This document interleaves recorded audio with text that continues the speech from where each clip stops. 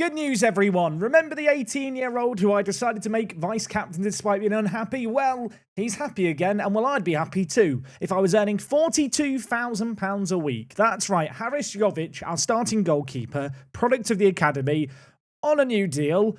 It's a lot of money right now, but this is a long-term deal. 3-year extension after we get promoted, another 3 years at our discretion whenever we want. Essentially, this man now has signed his future away. He's contracted for the next 11 years. So that's one bit of really, really good news. Another bit of good news is Moukoko is on fire. As if there was any doubt that he was going to be able to score at this level. He has now scored in his last 6 Bundesliga 2 games, or second Bundesliga games. I've been told it's not the Bundesliga 2, it's the second Bundesliga.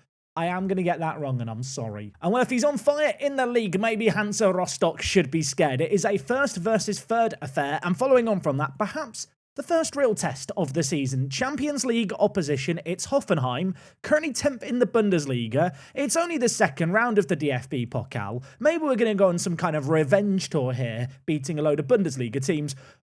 Or maybe it's just going to fizzle out today with us losing to Hoffenheim. Either way, I hope you're ready for your final dose of rebuilding Dortmund to end the week. Let's get right into things. Now, you would be forgiven for thinking, having seen Jovic sign a new deal, all the unhappy players, now that the transfer window's been closed for 2 months, they'd be over not being able to leave the club. I really wish that was the case. No, we still have 6 unhappy players in our ranks. Good news, though, it's not impacting performance. And well, speaking of performances, since you were last here, 6 games played, 5 wins, 1 draw. We beat Kaiserslautern away from home 2-0. Great result in this one. Bino Gittins with a goal and an assist. This man has been an absolute machine for us to start this year. I feel like whenever he gets on the ball, he's just quite exciting in the match engine. After that convincing 4-1 result against Darmstadt, who we were relegated with, they have Cal Jorge in their team. Very surprised that Jorge has not been doing better. 24 years old. I feel like for £3.4 million, he's a potential bargain. A football manager wonderkid once upon a time. In this universe, getting sent off in the Bundesliga too. Second Bundesliga. Getting relegated in the second Bundesliga.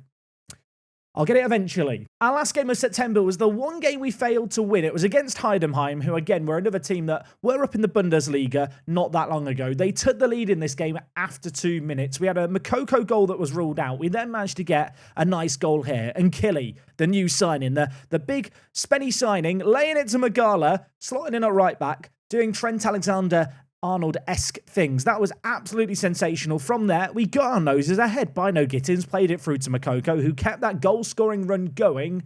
Sadly, we were 2-1 up for a vast majority of the second half, but in the 81st minute, Heidenheim, they found a breakthrough. I mean, here it is. Ace Vado, our former man who I sold. I'm convinced it was offside, but the flag didn't go up, and VAR didn't do anything. After that disappointment, though, we did get a really good result against FC Nuremberg. 4-0 win. Giovanni Reina with a hat-trick. Yeah, he was missing a couple of episodes ago, playing a bit more in the first team. You look at his stats and think, 4 goals in 4 games. He must have been amazing. No, 3 of them came in 1 match. He blows really hot or very cold. And most recently, we took on Karlsruhe, a team struggling in the league. 3-0 win in this one. Great to see Paul Scholl get on the score sheet. His first ever goal for the senior team, a 20-year-old who I'm keen to give some first team minutes to. And in fact, if I just show the first team here, you'll see that whilst there are players like Jovic who have played pretty much every game this year, I am still trying to get a fair amount of rotation done, using our subs, giving lots of the young players minutes.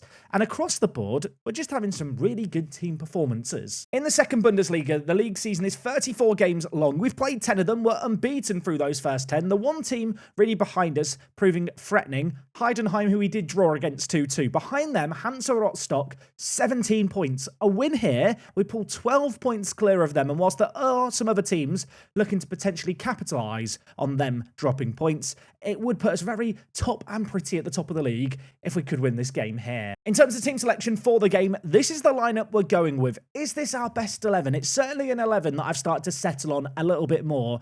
Aseko and Killy has really come into the team and gelled well. Still early days for his Borussia Dortmund career, but obviously a big price tag paid, £9 million. Great to see. He's now valued at 15 to 17 million. Over in the defence, we've not been changing things too much here. Omo Bamidele, of course, our big signature signing. One little blip in a performance where we won 3-0. I say a blip. He got a 6.9 rating. Before that, every single other rating for us above a 7. He has been super consistent at the back. And I know I talked about Mokoko's consistency when it comes to goal scoring. Gruder has also been really, really good. Did miss a couple of games through injury, but he's been on the pitch, been playing regularly, and also great to see he's actually developing rather nicely. Could he make the step up with us into the Bundesliga? I would love to see that happen. 6 goals, 5 assists, 4 player of the matches in 9 games.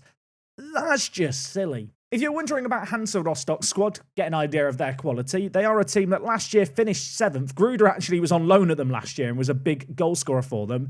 Their key man is Singh here. New Zealand international, up the Kiwis. I know there's some of you that get to watch the videos late at night or when you wake up in the morning.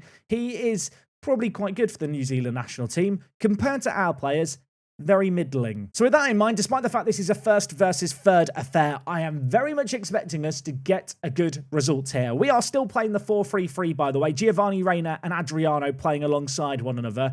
Given the fact that Giovanni Reina scored a hat-trick last game, kind of difficult to drop him. Don't want to alarm anyone. There is that nefarious, infamous, scary kickoff highlight. It could go in our favour. It could go in theirs. Let's see what's going to happen as we are in possession and knocking the ball around with that confidence and swagger we've possessed all year. Gruder picks out Mokoko, who, well, he could have made it 7 games in a row scoring. He's missed a very easy chance. It almost came to him too early on in the game. A little bit nervous that Aseko Nakili has picked up a booking. Obviously, he's been brought in to be that defensive midfielder for us, but he's not the best player when it comes to tackling. He's definitely more of a playmaker-y defensive mid, more of a Pirlo than a Vieira kind of player. Anyway, we'll keep an eye on that. Might have to take him off. We can play things safe, really. The one thing we don't want to do is go down a man in this game. And one thing I would like to do is go up a goal. Giovanni Reina battling for it. Bino Gittins eventually wins the ball. Vitali Becker and Killy dinks it. Mokoko under it, but can't get there. Gruder mops up the pieces, and then Gruder,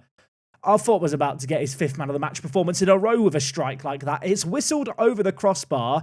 We've had a few sighters on goal. Half an hour into this game already. We have had so many more shots than them. Maybe a few more on target would be nice.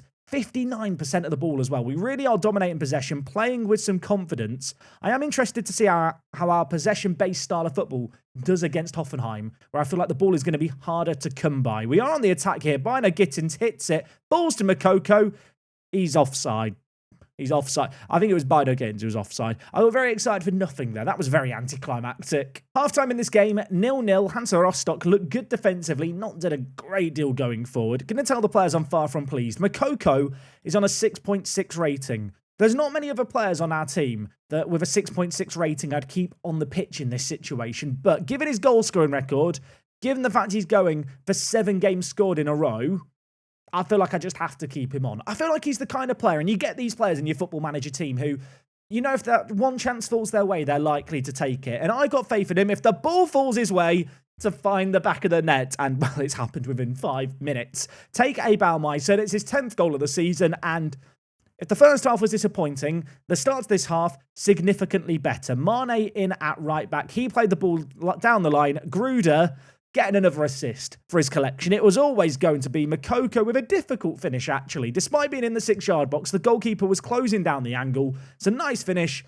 We get our noses ahead, deservedly so. Only 6 minutes since we've scored, we've already got them on the back foot again. Looking to get the ball forward perhaps here. Adriano, Bino Gittins, the number 9, lays it back to Jekyll. So many players in the attack here. So many players just looking for opportunities in the final third. Giovanni Reina is one of them. He picks out Gruder, and Gruder has a goal and an assist. When I signed Gruder for £8 million, I brought him in thinking he'd be a bit of a super sub option, bit of a plan B. He's become the plan A. He has been such a surprise package so far, and his insane run of form, it's just going to continue now. Speaking of the devil, Gruder's over the corner, whipping it back post. Omobamidele heads it against the crossbar, and he very nearly had another assist. Okay, 25 minutes left of the game. I was about to make a sub. We'll wait to see the set piece play out. It's Gruder over it. Who else was it going to be over it? He's going to whip it in. Reina's there. He nods it inwards. It's not dealt with. Mokoko shoots against the post, and they scramble it away from danger. Okay, and Killy's not at the best of games, and he's on a booking. We're going to bring in Florian Flick. Elsewhere, I'm going to bring in Skoll at centre-back just to continue to give him some first-team minutes. Bino Gittins having an uncharacteristically bad game. I'm going to bring in Duranville. You might notice a wild Marco Reus on the bench. He has been injured lately, and he has passed a fitness test, but I've not been playing him because of the injury. But then again, I wasn't playing him when he was fit either. Am I doing Royce a disservice by not playing him? I feel like I'm protecting him. Well, we're saving him for a cup final. I don't want him to get injured in a meaningless league game. I say cup final like there's loads of opportunities for that. The reality is that the DFB-Pokal, besides the second Bundesliga, is the only other competition we're in this year, which from a kind of squad fitness role is great. In terms of rotating in older players charitably, it becomes more difficult, especially when Gruder's getting another assist for Moukoko like that. If he's onside, it's another goal for Moukoko. It's another assist for Gruder. Is he onside? Is it going to count? Is it about to be another goal for the season? You bet your bottom dollar it is. Gruder takes it down here. This feels like an absolutely nothing chance. He gives it to Giovanni Reina, a little give and go, hits it first time outside of his left foot. And Moukoko heads it in to make it 3-0. They're making a double change. Is it going to be good for them? I say that, knowing there's a kickoff highlight going on. Are they about to make 2 subs and instantly concede a 4th? I kind of almost feel bad for Hansa Rostock in this game here. I'm sure they came into things with a little bit of hope. You know, great first half performance, held firm. They'd seen Heidenheim do it a few weeks ago and get a draw against us. And yet here, we're just playing with the confidence and swagger, carving them open. And I mean, Moukoko is on for a hat-trick. I don't think he's got one yet this season. Gruder, I think, is the only player who has got one, but I feel like Moukoko's probably sniffing one out in this game right now. Adriano through the middle. Keeping was awful. It's 4-0. That goalkeeper was tragic. I was sat thinking, do we just not show the replay? Do we save the goalkeeper some blushes? Then I realised it was Gruder with the assist, and I have to show Gruder assists. That is shocking keeping. Just as a reminder, Gruder was on loan at Hansa Rostock last season. He's currently on a 10.0 rating against his former club. He holds no grudges. He's like the Terminator.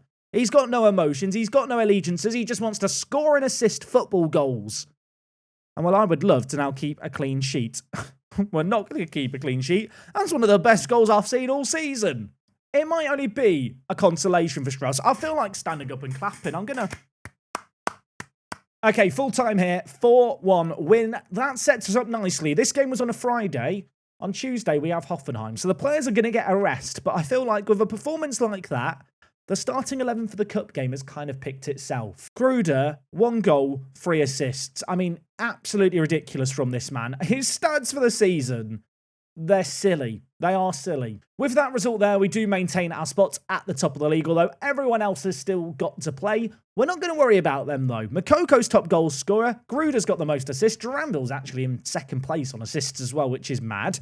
But I'm going to hope that all that form in the league is going to translate into our next game. Speaking of which, that next game is against Hoffenheim. It's an away day. We're going to jump straight into that away day, I think. Let's go see what Hoffenheim Stadium looks like and prepare ourselves for perhaps our biggest game of the season so far. I don't want to admit how long I've just spent looking around the map for Hoffenheim. I thought, you know, must be a place. No, Hoffenheim isn't its own place. It's in a place called Sinsheim, which is already a tiny bit on the map. And then Hoffenheim is an even tinier bit on the map here. How would I have ever found this? And then to make things even worse, in Hoffenheim, there is a stadium called the Dietmar Hopp Stadion. That's not the stadium because Hoffenheim don't play in Hoffenheim. They play in Sinsheim over here in this stadium. Great car park, though. I do feel like for new viewers, I should explain the car park obsession. When we do away days, we start down in the 9th or 10th tier of English football, and it's literally parks. There is no stadium to rate. So car parks are the one constant that every stadium in the world usually has of some kind, be it car parking or a designated car park, like the beautiful area we have here. I mean, it's got solar panels, minor enemy of the away day, the solar panels, but in terms of car parks, oh my, it might be one of the best car parks we've ever seen. You know, football stadiums are nice, but this is real stuff right here. The parking is what I'm here for. Speaking of the stadium, it looks quite big from the outside, although the area around the stadium, I'm going to say it looks deader than a disco. Probably room for improvement as well when it comes to car park foliage. Now, I'm looking around the stadium. There is nothing except one building here, which has caught my eye because I can see a swimming pool out the back. What is this place? Oh my God, there's dots everywhere. I mean, technically this shares the car park with the stadium. So as far as I'm concerned, it's part of the stadium. Wait, is this an indoor tropical swim pool spa area? I'm unreasonably excited. The child in me that used to go to Centre Parks as a kid has taken over. Are there water slides?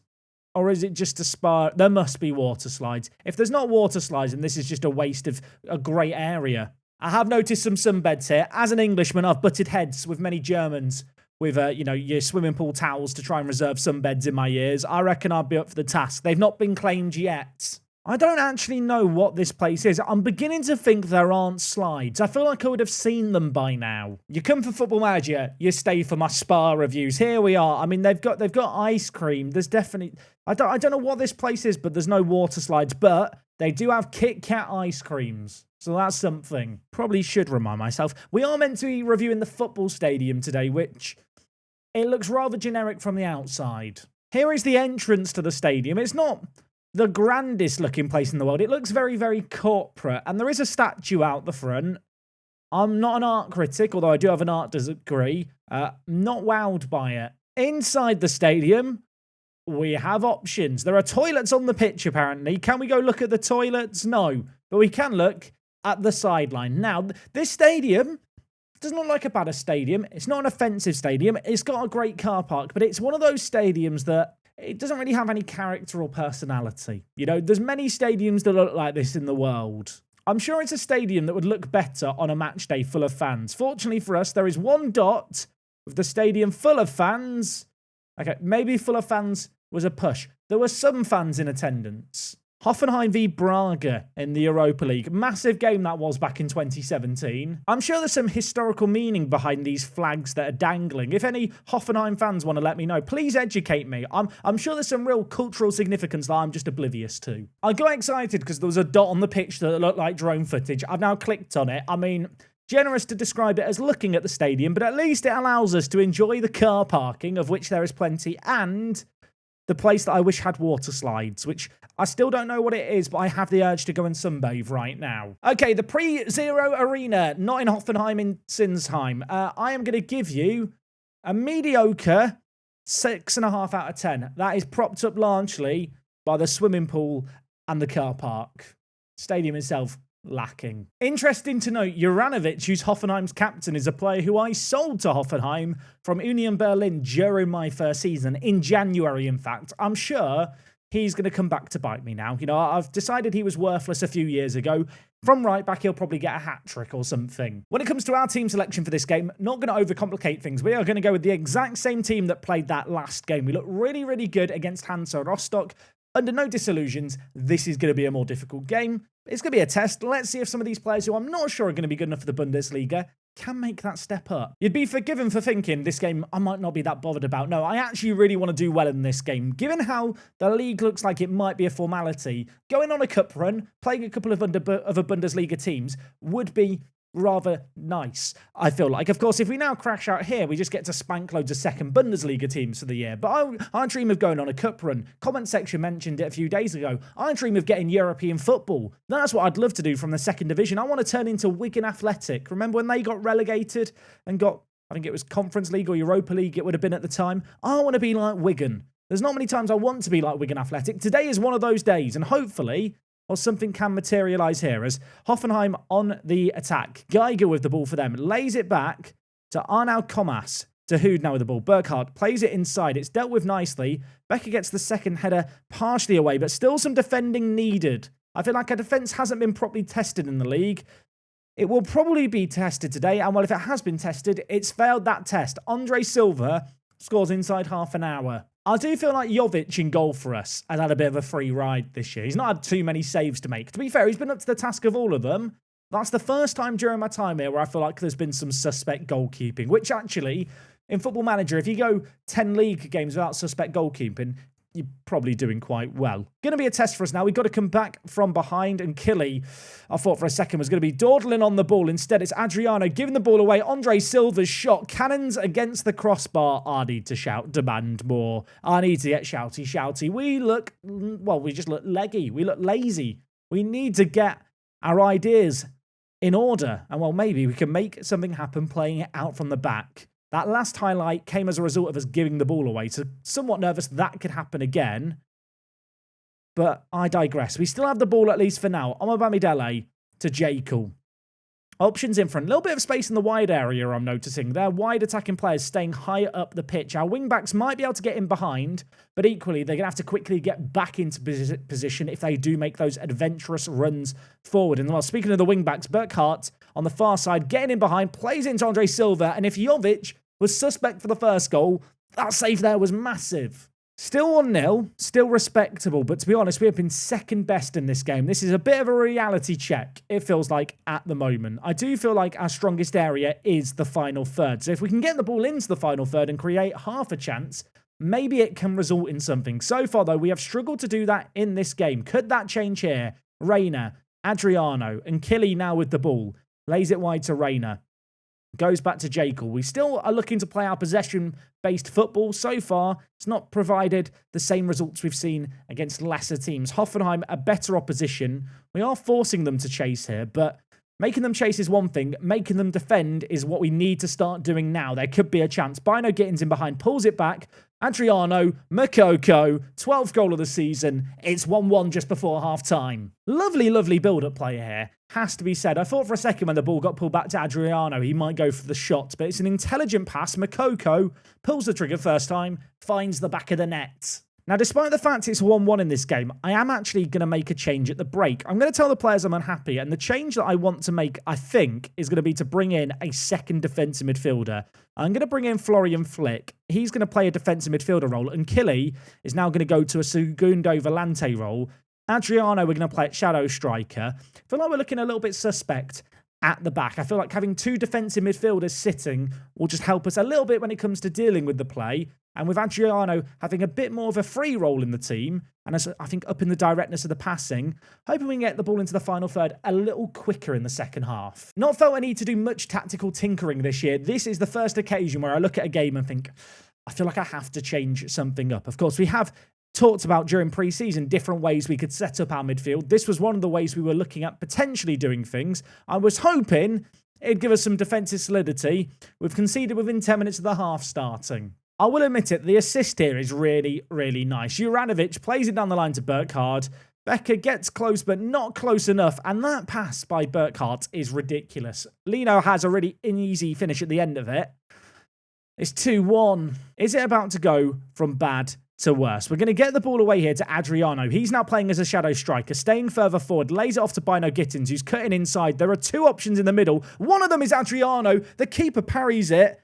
And Gruder takes out for a goal kick. That was such a good opportunity. Adriano getting into a dangerous area, but not proving his worth. 20 minutes left here. Gruder not having a particularly great game. I'm going to take him off and bring in Duranville. Elsewhere, Kimeri, I think I'm going to bring in for Nkili. We need to go a bit more attacking in this game now, all of a sudden. Going to play Kimeri as a centre mid on attack. One of my favourite roles to use this year in Football Manager. We've got to go for this game a little bit. We've got to take a gamble. It's a roll of the dice. Elsewhere, Mane on a booking. I'm going to take off. We'll save one sub. We need a goal. We need something. We've not created enough in this game. And whilst we took that chance right before half-time and we just had that, second highlight really for us of the game, it's not been enough. And as we go more attacking, well, we might leave ourselves open at the back. That was very nearly a third goal for Hoffenheim, and that would have been game over. That said, we're hanging on in there. And we're still in this game now. Adriano dispossessed. Ball cleared away. Bino Gittins looking to chase back. Vitaly Becker looking a bit leggy in the fullback area. Andre Silva already has one goal to his name. Heinrichs plays it to Lino. Plays it to Silva. Great build-up play. Jovic. I feel bad for Jovic. He's conceded 2 goals here. He's made some sensational saves. With 4 minutes left of added time, we're not creating anything. No highlights are happening. And well, I tempted fate discussing the potential of a cup run. At the end of the day in this game here, we were second best everywhere. And in fact, our best performer was our goalkeeper, which is never a good sign. At the end of the day, we have lost to a team in the Champions League, and we are a team in the second tier of German football. But given what it means for our season, given the fact it could have been a fun little adventure to go on, I do feel robbed. Given how the league season is currently going, if we continue at this rate, we are going to secure promotion fairly comfortably. And with that in mind, I don't want to do too many episodes in the second Bundesliga. That does mean you can expect transfer specials at some point next week. We have, 23 games left of the league season. We're about a third of the way through it already. We're in a good spot. I think when we return next time, be sometime after the January transfer window. I'll be honest, I am absolutely gutted to lose to Hoffenheim. I guess it's what I get for slandering their stadium, which I maintain was bad. Either way, a disappointing end to the episode, but overall, a fantastic first week in charge of Dortmund here on YouTube. Thank you so much for your support so far on the series. We will be back on Monday to pick up the action. I hope to see you guys then, and well, until next time, it's me, Jack. See you all in a bit. I'm out.